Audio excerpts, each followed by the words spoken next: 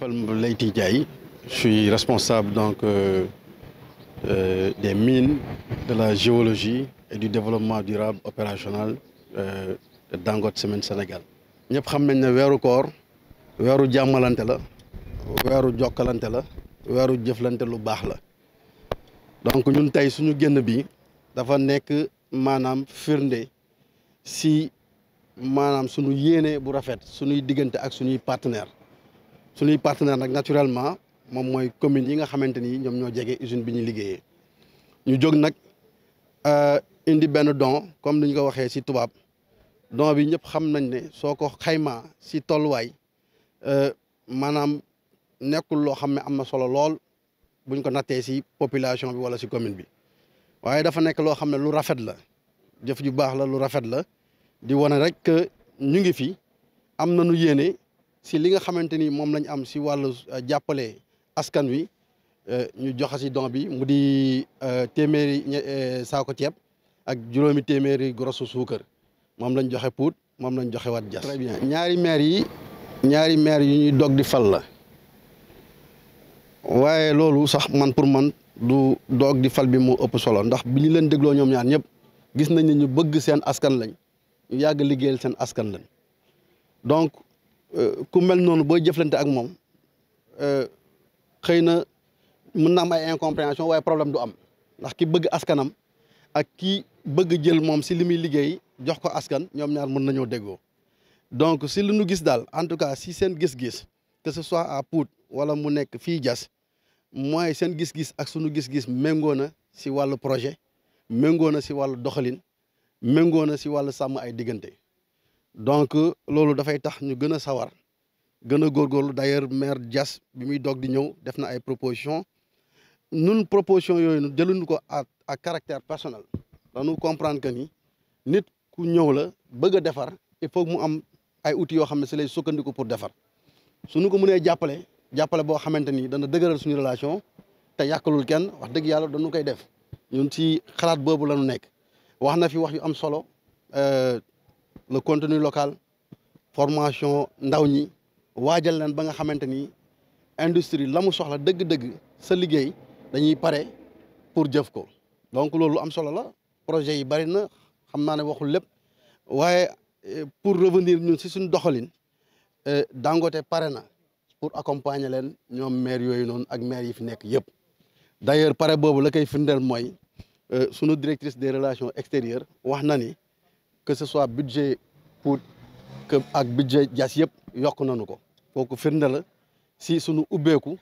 ak suñu pare pour liggéey ak maire yooyu noonu dem na ba 60 millions Diass léegi mu ngi si 40 millions léegi nag monsieur le maire dana xalaat par rapport à ses priorités par rapport ak li gën a am solo si askan wi mu définir ko ñu waxtaan ci doxal ko ba nga xamante ni résultat bi ce sera un résultat satisfaisant. À Pout comme à Diass aujourd'hui notre sortie s'inscrit dans le cadre donc naturel de notre approche responsabilité sociétale d'entreprise qui consiste en quelque sorte à participer à avoir une démarche participative au développement des communes qui avoisinent notre usine. Donc il s'agit d'un geste symbolique parce que tout le monde sait qu'aujourd'hui, vu donc la taille de ces communes-là,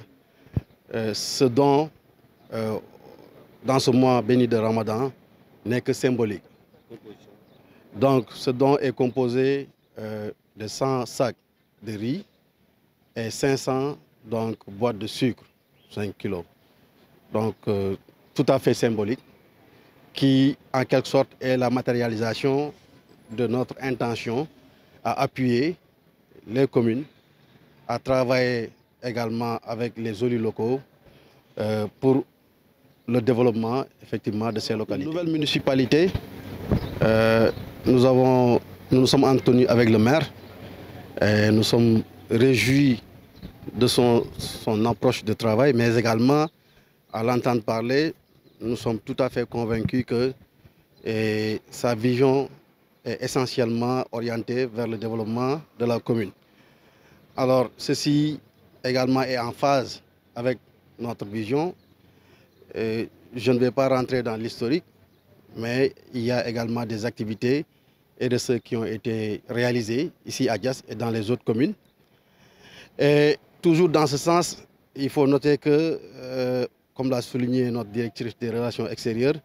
le budget alloué à la commune de Diass a été augmenté,